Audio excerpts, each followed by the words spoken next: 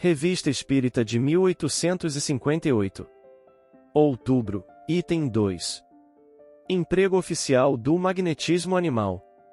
De Estocolmo escrevem ao Journal des Debats, a 10 de setembro de 1858, e infelizmente, não tenho nada de consolador a vos comunicar, relativamente à enfermidade da qual padece o nosso soberano, há cerca de 2 anos.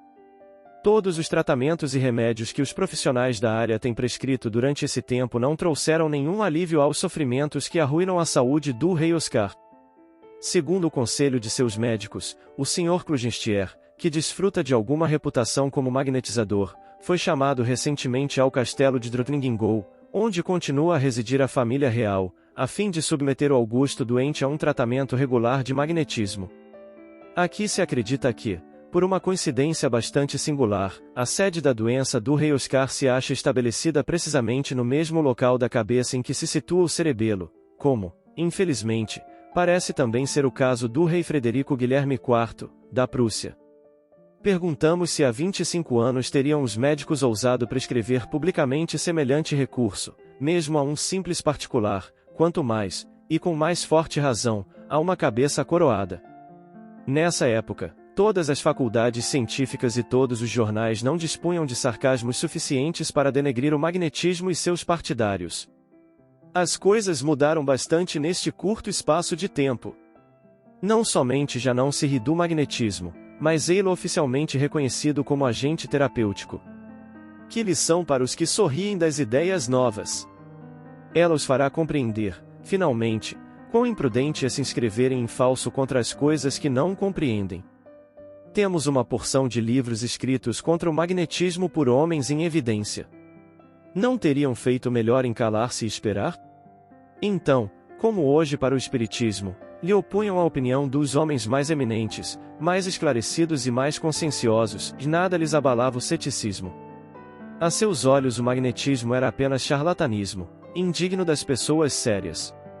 Que ação poderia ter um agente oculto, movido pelo pensamento e pela vontade, cuja análise química não pode ser feita? Apressamo-nos a dizer que os médicos suecos não são os únicos a reconsiderar essa ideia estreita e, por toda parte, na França como no estrangeiro, a opinião mudou completamente a esse respeito, e isso é tão verdadeiro que, quando se passa um fenômeno inexplicado, disse, é um efeito magnético.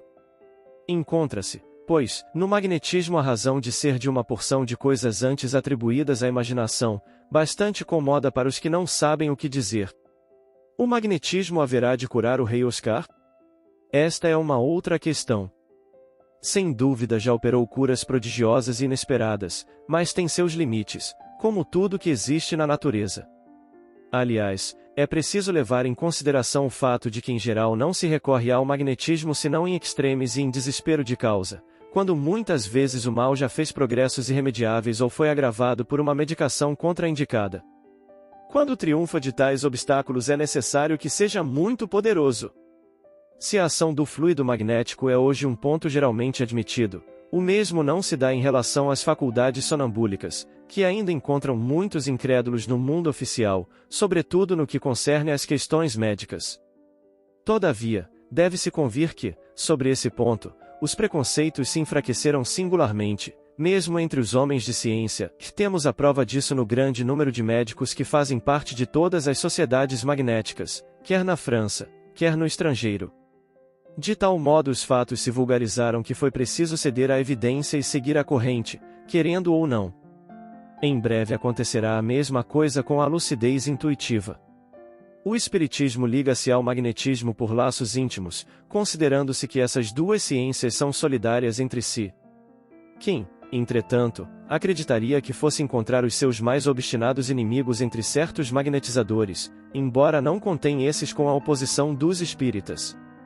Os espíritos sempre preconizaram o magnetismo, seja como meio curativo, seja como causa primeira de uma porção de coisas, defendem sua causa e vêm prestar-lhe apoio contra os seus inimigos. Os fenômenos espíritas têm aberto os olhos de muitas pessoas que, ao mesmo tempo, aderem ao magnetismo.